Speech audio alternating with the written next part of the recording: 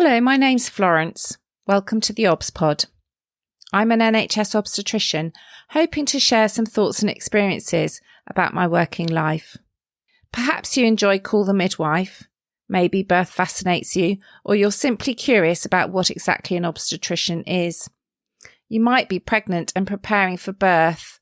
Perhaps you work in maternity and want to know what makes your obstetric colleagues tick, or you want some fresh ideas and inspiration. Whichever of these is the case, and for that matter, anyone else that's interested, the theobspod is for you.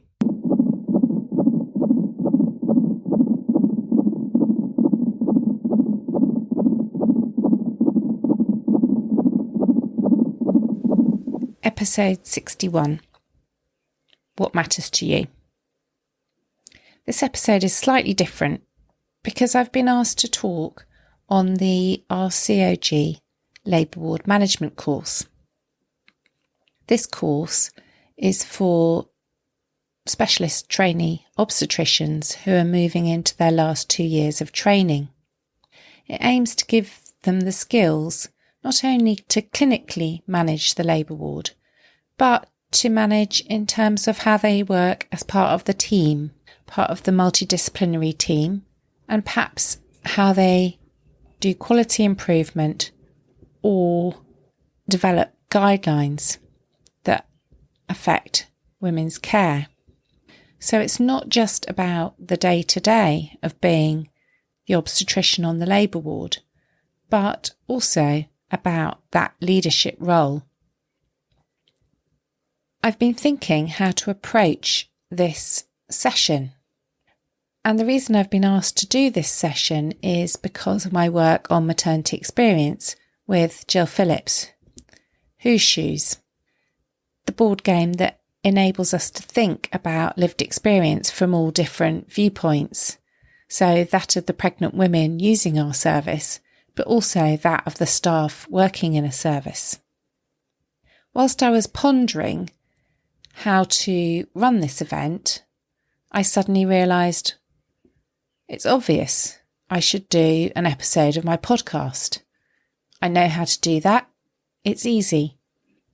And I can record it, and it will be of interest to people other than obstetric trainees, I hope. But it will also help you perhaps to understand what those leaders, what those consultant obstetricians are tackling day in, day out. So coming back to my question, what matters to you? It's quite a simple question, really, but one we can forget to ask. The What Matters to You is a campaign in Scotland, and we've recently passed, on the 9th of June, What Matters to You Day. This is a campaign and an annual day encouraging healthcare professionals to think about asking what is important to people. This establishes a relationship between those giving and those receiving care, and immediately helps you to understand the person in the context of their own life and the things that are important to them. I remember some years ago reading a book by Atwell Gandhi, Being Mortal, which was about end-of-life care and how we look after people towards the end of their lives. And end-of-life care can focus the mind a bit. What are the things that are really important to you? Is it staying at home? Is it attending a certain family event, such as a wedding? Is it being able to eat and enjoy your food? Is it being able to retain your mobility? There are many different options, and for each individual person, what's important to them, what their priority is, will be different. So with this crucial insight, you're in a much better position to work with the person to find the best way forward for them. And maternity care is no exception to this. In maternity and pregnancy care, what is important to that woman, to that family, to that new baby? I had a look at the What Matters to You website, and I would urge you to do the same. There's a multitude of really useful resources. partly for professionals in how to have an open conversation and really give people an opportunity to say what is important to them and express their feelings about different options and how that might impact on them. But also for patients or pregnant women, there are a range of resources that can help you think about how you ask your questions and how you can advocate for yourself and the things that are important for you when you're in a situation with a healthcare professional and you perhaps feel you're not getting the support and advice that you need for the context you're interested in. Looking at the website, it also talks about levels of listening, and there's a great resource on the website, which is a short video about levels of listening. It can sound a bit stupid to ask if we're listening when we're having a conversation. Of course we are. But are we? Even if we're trying our best, sometimes we just aren't, and I find this myself. Sometimes on a ward round, a midwife is patiently presenting the information about the woman she's caring for. I think I'm listening. There may be distractions and other sounds, or I'm perhaps thinking about the woman we just left, and then I realise that I've zoned out and I haven't heard a word. In some ways, that's okay. I'm conscious that I haven't concentrated. I can politely, but rather embarrassedly, apologise and ask for the information to be repeated. But sometimes it's worse than that. I believe I'm listening. I believe I'm giving my full attention. But then I might ask a question which demonstrates that I'm not really properly listening, that I've missed some information. And that is more problematic. I may have missed a really important piece of information without even realising I have. So let's think about these levels of listening. Level 1, listening from habit. You're essentially downloading information, and you have a habit of reconfirming your opinion and judgments. So you might ask a question and expect a certain answer. Even if the person gives a different answer or unexpected response, you may adapt that. You reconfirm what your existing opinion is. Listening level 2 is from the outside. It's factual. You're noticing differences between what you're hearing and what you thought you might hear. So you're disconfirming. You're using new data. Your mind is open. Listening level 3 is listening from within. It's empathetic. You're establishing an emotional connection with a person. Your heart is open and you're seeing things through the other person's eyes. You're seeing their perspective.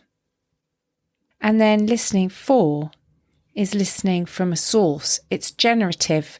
So from the listening, seeing the future differently, you're connecting to an emerging shift in identity or ideas. I think these levels of listening are very interesting, and I would like to think that most of the time when I'm with a woman, I'm at least listening on level 3. Empathetic listening, seeing things from her perspective. And when I attend our Maternity Voice partnership, I would hope that I would be listening at level 4. My heart and mind are open. I'm thinking of new ideas. It's sparking things in my brain. It's giving me a different future, different outcome from if I had sat and done something on my own. And in my mind, this is where the work I do with Whose Shoes and the board game come into play. The lived experience scenarios and poems can help me move directly to level 3 and level 4, deeper listening, taking me straight to seeing the world through another's eyes, shifting my thinking and having those so-called light bulb moments when I realise that actually the future needs to be different. I need to do something quite dramatically outside my comfort zone. So the What Matters to You initiative is important to help healthcare professionals understand what's important to their patients, in our case, pregnant women and their families.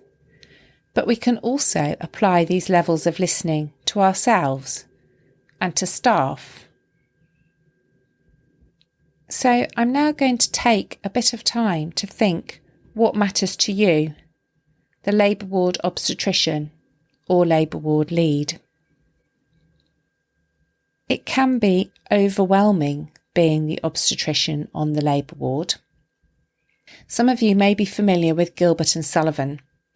There's a fantastic song, The Modern Major General.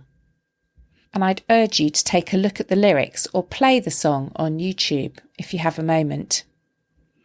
In essence, it lists the huge number of facts the Major General is expected to have, the skills and experience they should have at their fingertips, the immense responsibility and breadth of knowledge and ability that they are supposed to display.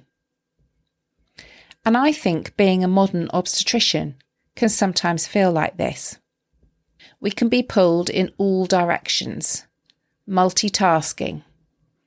We have enormous responsibility, not only day to day on that shift, but longer term.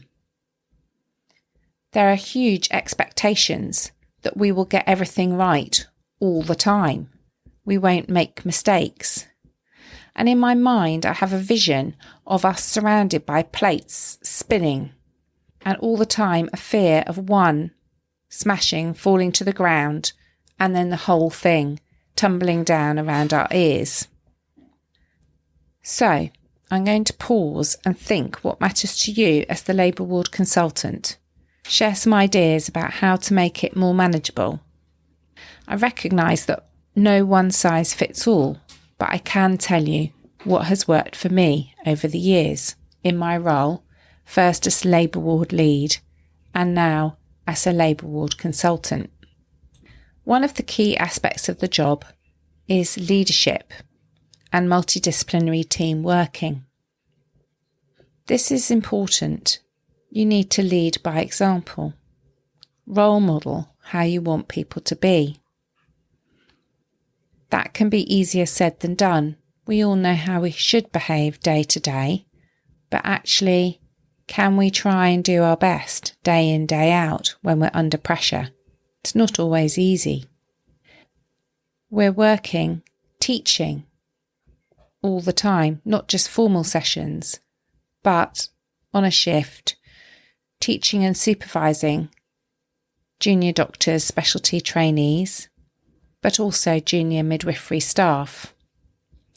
Anything we do, they may copy and emulate, or they may discount it and say, that's not actually how I want to be. So the negative is as important as the positive. And with this leadership comes a big weight of responsibility. Sometimes in medicine, I think we can be a little narrow-minded. And one of the things I've done is try to open my mind, try and look up and out. There are many, many books and articles and podcasts and TED Talks on leadership styles. Think about the people that were leading when you were training, or the people that you felt, I want to be like that when I qualify. But also think about the people you don't want to be like, and what were they like? What is it about their behaviour, or the way they taught, or the way they practiced, whether that's midwifery or obstetrics? What put you off? And if you're reading all these ideas and thinking, share things around. I created a little maternity library in my unit. I put some books with a sticker on in the staff room and left them. And I know they've been handed around the midwives year after year. I can't tell you if they're there now, but I know every now and again someone pops up and tells me something about a book they've read that had my name on it. So share the ideas, what you're reading and what you're thinking and what you find relevant with other members of the team. Know that even though you are a leader, you're never on your own. Don't be frightened to phone a friend. Use your colleagues. They might be midwifery, they might be anaesthetic, they might be paediatric, they may be other consultants within your team. Remember that teamwork is essential. Use those relationships, forge those relationships, and understand the other members of the team. What are their roles and responsibilities? At my work, we've done a series of job shadowing or work buddying. Our home birth team leader shadowed our labour ward lead obstetrician for a shift. It gives insight into what your role is to the person shadowing you, as well as insight from you into what their role is. Most recently, I went and shadowed one of the staff in our maternity admin office to see what they had to do to ensure that bookings, scans, clinic appointments happened at the right gestation within pregnancy, and how they ensured that they were booked with the right midwife to make sure there was continuity of care. My consultant group are immensely strong.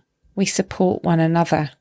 It's never a bad thing to phone another consultant when they're not on call and get them to come in and give you a hand, give you a second opinion, fresh eyes, fresh brain, fresh thoughts. So even when you're that labour ward consultant, you're not on your own. Midwifery management colleagues or professional midwifery advocates are also your allies.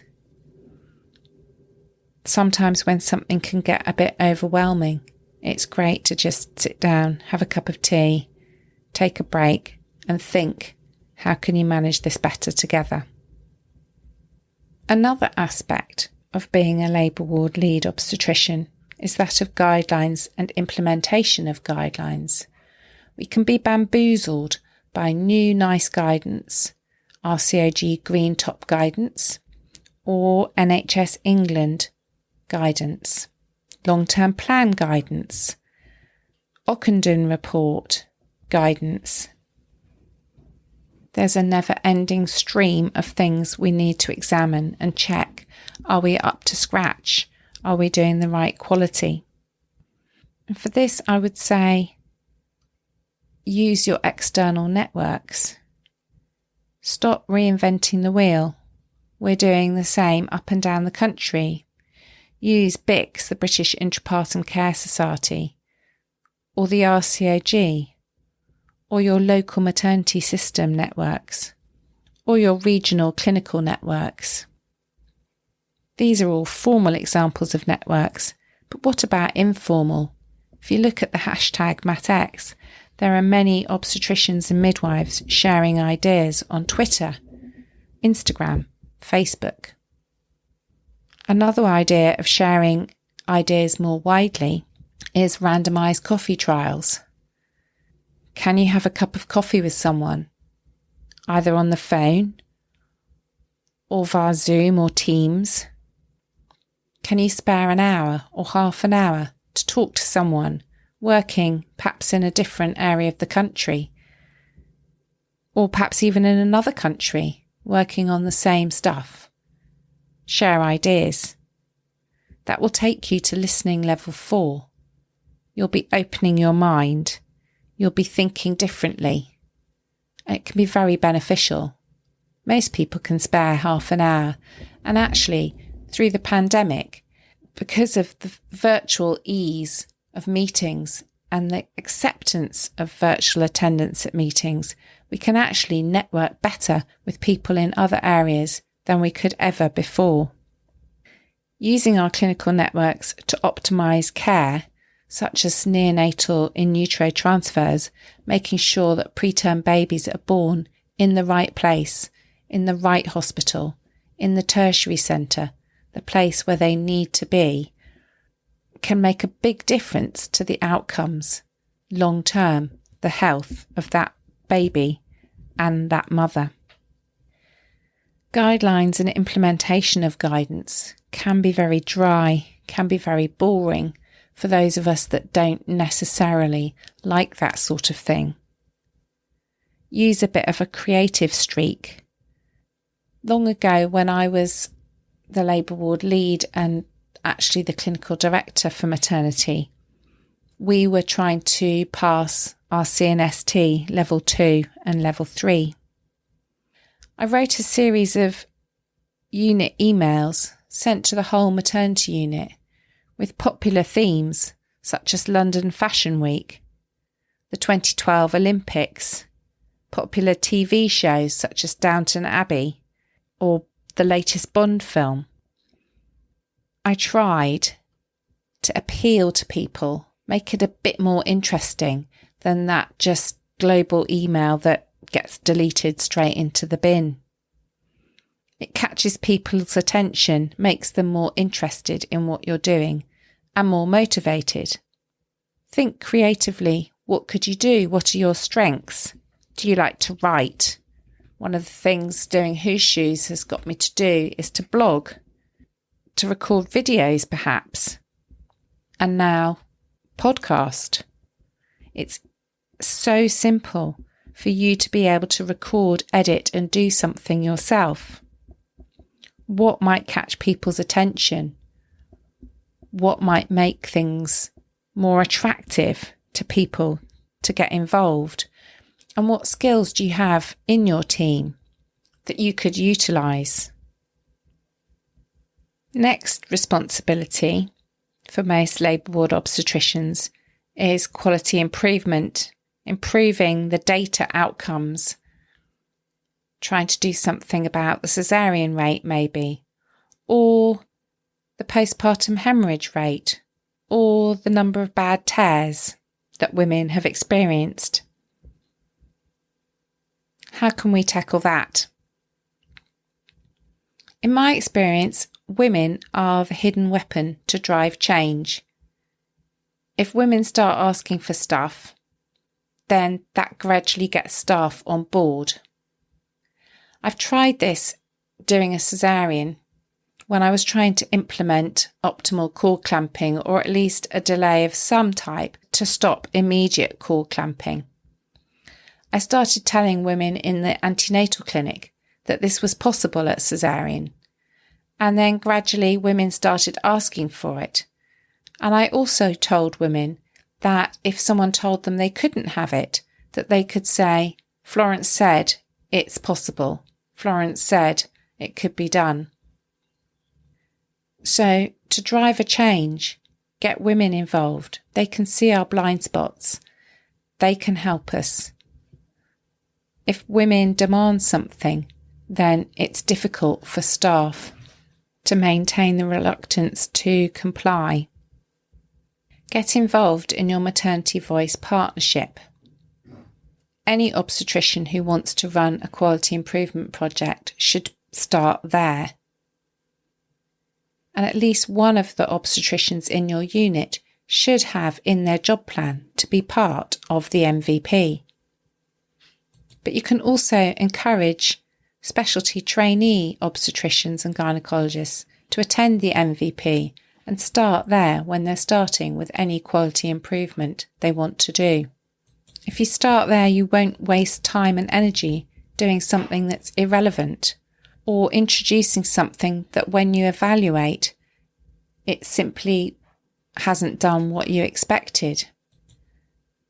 Co-production from the beginning.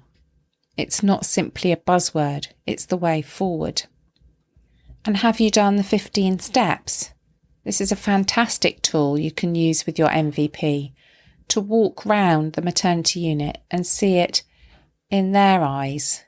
Not how you see it, not how you walk past day after day the same stuff without noticing it, but the way a woman will see it or a birth partner will see it on arrival What are the things that they will notice that can be changed? And what about rewards?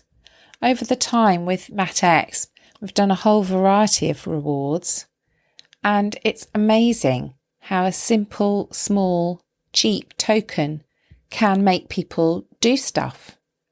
When people are pledging at the end of a workshop, if they think they're going to get a miniature croc or a badge or a sash, they'll go for it. They'll be much more enthusiastic. We're like kids in that way. So we've used stickers, badges, sashes, shoes, all sorts of rewards to encourage action, to encourage people to make a change. And that little token that will often remind people later on to go back and do or complete whatever it was that they said they might do. These rewards accentuate the positive, make people happy, make people more willing, and draw other people in. Where did you get that badge or shoe? How do I get one? What did you do? It starts a conversation. There's a ripple effect straight away from what could seem quite a trivial resource. And rewards don't stop at staff. What about Stop and Celebrate, a fantastic campaign run to stop every time a woman is leaving the labour ward, to celebrate, congratulate her on the birth of her baby. It's a small thing. For us, it's day to day. For her, it's the birth of a new life. It might be her first baby in the beginning of her life as a family, or it may be she's taking that baby home to her siblings. She's done the best she absolutely can. It's celebrating that little moment, that major milestone in her life and that of her baby. We can spare a few seconds to stop what we're doing, turn round and celebrate with her, surely. Another responsibility that falls at the door of the labour ward lead is training. And I would say for this, you need a carrot, not a stick. It's no good telling people again and again that they must do their training. You need to make stuff fun. Food is an obvious draw. Breakfast meetings with pastries or cake or fruit. One time I just put a load of stuff on a trolley and wheeled it round, drawing people in because they wanted the strawberries that were on the bottom. And making it fun can also be doing things like the lithotomy challenge. What does it feel like to be in lithotomy? What does it feel like to be on the operating table? What does it feel like to be on the anaesthetic side of the drape in theatre?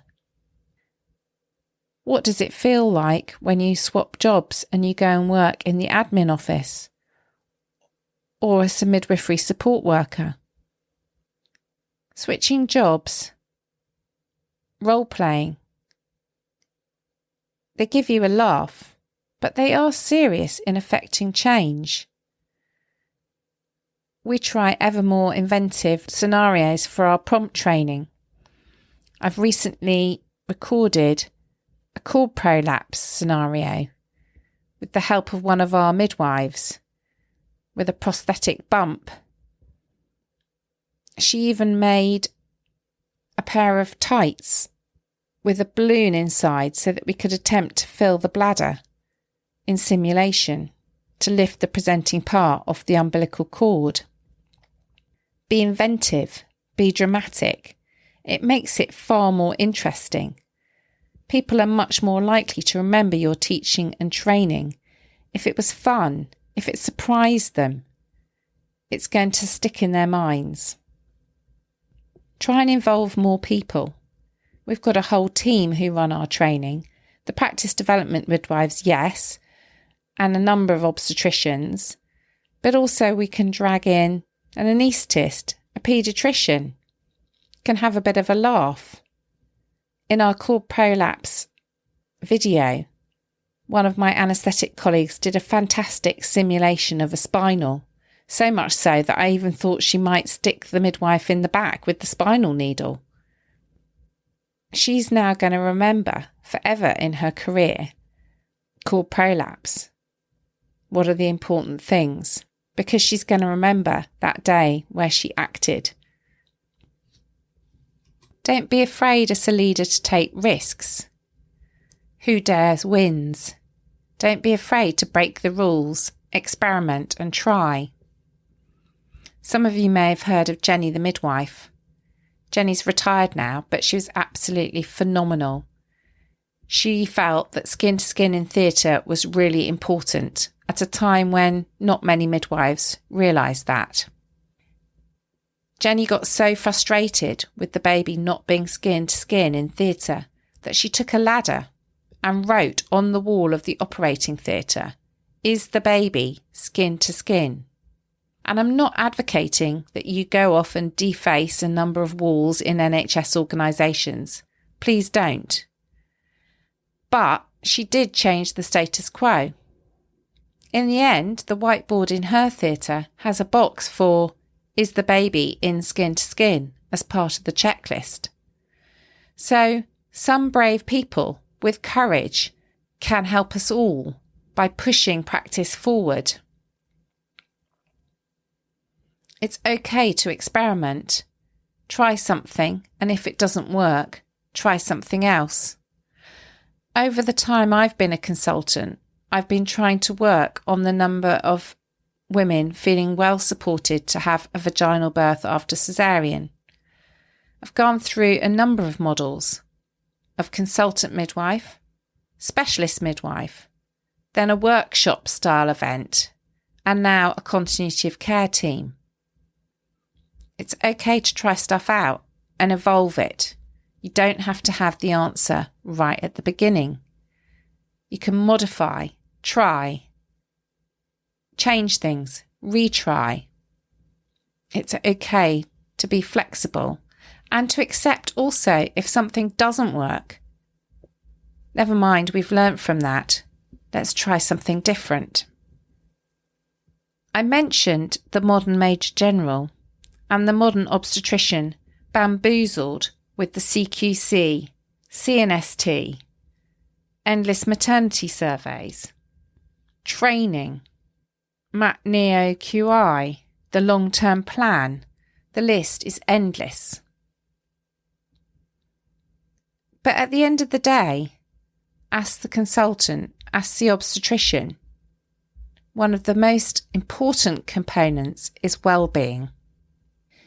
You can't hope to care for other people unless you care for yourself. So what matters to you, whether that is all the different things I've listed, or whether that is your actual well-being, you need to start with your well-being first. Balance is important as a labour ward lead. You need to pace yourself. Don't try and do everything all at once. Don't try and do too much too quickly. Make it manageable. And if you try and change too much all at once, it'll be too much for your team too, let alone for yourself. So you need to balance what you're doing, break it into manageable chunks, and also make sure that work isn't the be-all and end-all of your life, that you've got other things, whether that be hobbies, your family, friends, days off. What are your strategies? Wellbeing's a bit of a buzzword. I don't actually like it. The kind of tokenistic wellbeing sessions that are being run at many hospitals up and down the country. But caring for yourself, that is really important. I walk my dog. I often do a yoga video when I get home from work. A little bit of stretching, relaxation and breathing does a lot to set me right. So as you're the modern obstetrician on the labour ward, with so many calls on your time and so many demands on your expertise, make sure that you think about what matters to you as well as what matters to everyone else. Now, in my podcast, I always have a zesty bit. That's the essence of what I want you to remember at the end of the day. What would my zesty bit be from this episode? I think it has to be, what level of listening are you using? Not only for the women using your service and the families that you see day in, day out, but also for your fellow staff. Are you really listening? Are you really imagining the world from their viewpoint? Are you asking what matters to them and thinking how you might prioritise those things? What changes you could make that will be most meaningful? And when you listen to women, are you really understanding what matters to them?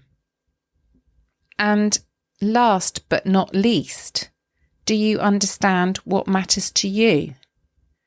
As you move through your career as an obstetrician, it's taken me time to understand what's important to me. Yes, the day-to-day is. Yes, the birth of babies is amazing and extremely rewarding. But I know that I need a bit of creativity. I need something outside the job. Hence the fact I started a podcast.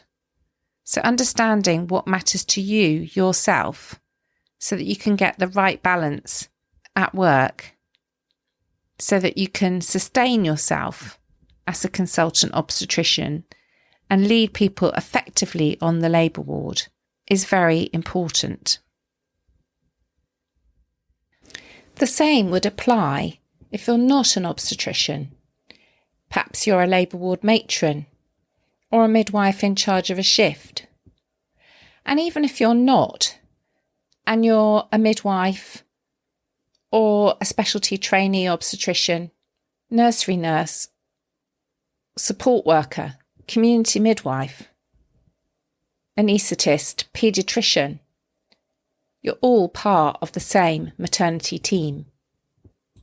Or a student, medical student or midwifery student, you still have a part to play in thinking what matters to you, what matters to the other members of the team, and what matters to the families under your care. I do hope you've enjoyed listening to this episode of theobspod. Feel free to contact me on Twitter at FWmaternity or at theobspod to ask me questions, give me topics for future episodes, or let me know what you think. It's absolutely fantastic when you get in touch. I really enjoy reading your comments. As usual, I've tried to include in the programme notes some extra reading about this particular topic, both for professionals working in maternity care and for pregnant women using services. I'd like to reassure you that although I'm talking about my experiences working in maternity care, I take confidentiality very seriously and do not give any personal information about any of my patients. If you've enjoyed listening, I'd love you to recommend the theobspod to friends or colleagues, and please do leave me a review on whichever podcast directory you find my episodes. Many thanks for listening.